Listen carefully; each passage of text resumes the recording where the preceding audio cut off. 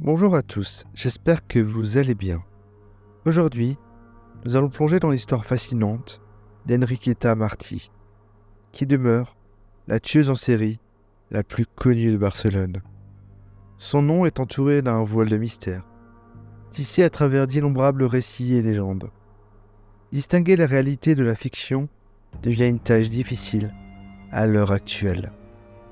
Revenons ensemble sur une période sombre de l'histoire de Barcelone, marquée par les horreurs perpétrées par cette femme. Accrochez-vous pour un voyage captivant au cœur de cette histoire intrigante. Avant de commencer, sachez que je publie régulièrement des vidéos. Pour être mis au courant des sorties, n'hésitez pas à vous abonner et à activer la petite cloche, ça me donne du courage et de la motivation. Merci à vous.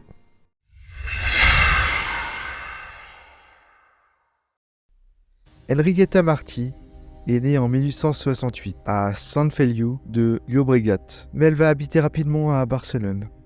Dans cette métropole bouillonnante, elle entame sa vie en se lançant dans la prostitution dès son jeune âge.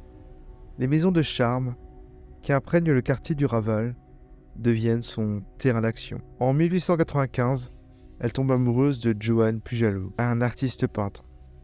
Cependant, leur union est un véritable labyrinthe émotionnel, largement dû au tempérament imprévisible et ambigu d'Enriqueta.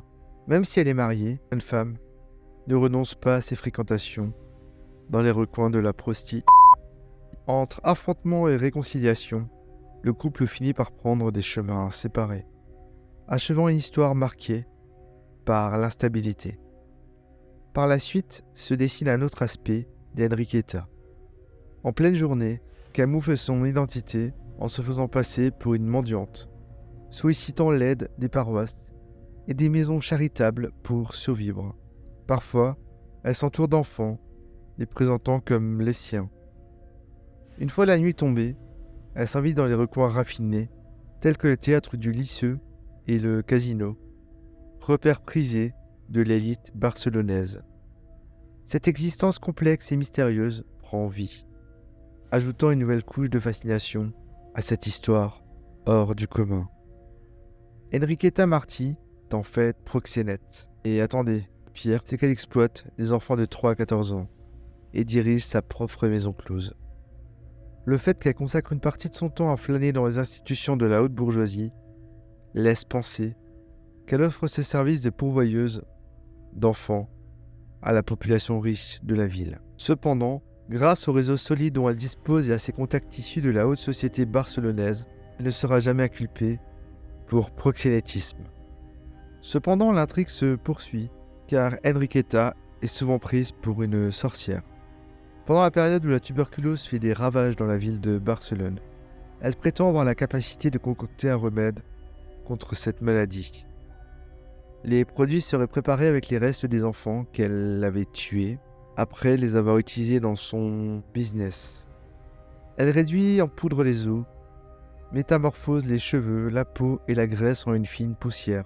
Substance est ensuite mélangée au sang de ses victimes, donnant lieu à la création de filtres et de potions destinées à combattre la tuberculose. Éliminer les corps de ses victimes ne lui pose aucune difficulté, et les produits qu'elle concocte se vendent à des prix exorbitants. Pendant 2 décennies, Enriqueta a tiré profit de cette activité morbide. Bien que le nombre de ses victimes n'ait jamais été précisément établi, il est prétendu qu'elle détient le triste record de la plus redoutable tueuse en série que l'Espagne n'ait jamais connue. Située aujourd'hui sous le nom de Carrer Joaquim Costa, une rue de renom dans le quartier du Raval, c'est précisément cette rue qui a été le théâtre de l'arrestation d'Enriqueta Martí. Les horribles meurtres commis par la sinistre vampire du Raval, comme elle a été surnommée, auraient été révélés lorsqu'une de ses victimes, jusque-là retenue captive, a été aperçue à une fenêtre par une voisine. La jeune Teresita Guitar Congost, cherchée avec inquiétude par tout le voisinage, avait enfin été repérée. Le 27 février 1912, les forces de l'ordre ont investi l'appartement qu'Enriqueta occupait. À l'intérieur, elles ont non seulement retrouvé la petite disparue, après plusieurs semaines, saine et sauve, mais aussi une autre victime prénommée Angelita. Au cours d'une perquisition minutieuse, la police a découvert les restes de 12 victimes, ainsi qu'un sac contenant des vêtements maculés de sang et le couteau utilisé par la meurtrière pour ôter la vie des enfants. L'horreur atteint son paroxysme quand les enquêteurs ont pénétré dans une pièce verrouillée, où ils ont mis à jour des fragments humains soigneusement conservés dans des bocaux, des éléments qu'Enriqueta utilisait apparemment pour préparer ses potions. Fait troublant, la meurtrière avait changé de domicile à maintes reprises au fil des années.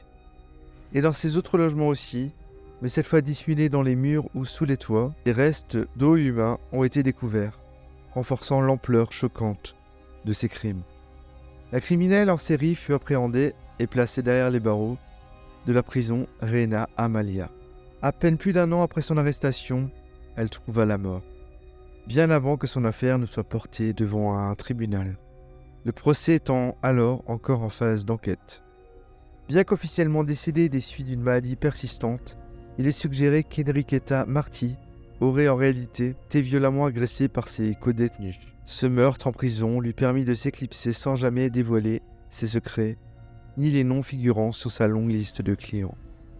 Diverses recherches se sont penchées sur l'affaire d'Enriqueta Martín. L'une de ces études, dirigée par Jordi Corominas, avance l'hypothèse que les atrocités attribuées à la meurtrière ne seraient en réalité que des rumeurs exploitées et amplifiées par une presse avide d'histoires sensationnelles à l'époque. Ce qui reste indiscutable, c'est le déséquilibre mental de cette femme, ayant vraisemblablement été traumatisée par la perte d'un nourrisson et n'ayant jamais réussi à surmonter cette épreuve. Selon cette étude, une vaste machine médiatique orchestrée par la presse espagnole aurait transformé des enlèvements d'enfants qui avaient été retrouvés sains et saufs en des meurtres horribles. Après avoir minutieusement examiné de nombreux documents d'époque, Jordi Corominas en est venu à la conclusion que, contrairement à la réputation qui lui avait été attribuée, Enriqueta n'avait jamais joué le rôle de tueuse en série. En remettant en question la publication des résultats d'analyse des ossements retrouvés et en expliquant que les taches de sang retrouvées sur les vêtements étaient liées au cancer de l'utérus dont souffrait Enriqueta, l'auteur de l'étude démantèle méthodiquement les faits macabres rapportés par les médias de l'époque. L'historienne Elsa Plaza a également contribué à cette enquête en publiant un essai qui aboutit aux mêmes conclusions que celles de Corominas. Plutôt qu'une meurtrière, Enriqueta Martí apparaît comme une femme désespérée qui, après la mort de son fils, due à la malnutrition, aurait retenu en captivité Teresita. Il est probable qu'elle ait fait cela pour obtenir une compagnie à Angelita, une jeune fille qu'elle prenait en charge. À notre époque, elle aurait probablement reçu des soins psychiatriques. Appuyée par diverses preuves peu connues du grand public, comme l'identification du sang retrouvé comme étant d'origine animale, Elsa Plaza déconstruit également des rumeurs qui auraient été nourries par une presse avide de sensationnel. Il est indéniable qu'elle se prostitue. Quant à la prostitution des enfants, j'espère réellement qu'il s'agit également de rumeurs, mais je n'ai pas trouvé d'éléments qui affirment ou infirment ces dires. Ce qui demeure incontestable, c'est que cette sombre affaire demeure profondément enracinée dans l'histoire de Barcelone. Malgré les recherches encore peu répandues parmi le grand public, l'opinion populaire conserve le souvenir des horribles meurtres perpétrés à cette époque, même s'il n'y en avait peut-être pas. Merci en tout cas d'avoir regardé cette vidéo un peu plus courte que d'habitude, consacrée à une affaire de true crime. N'hésitez pas à vous abonner, liker et commenter. Et je vous dis à bientôt pour une prochaine vidéo. Allez, ciao ciao.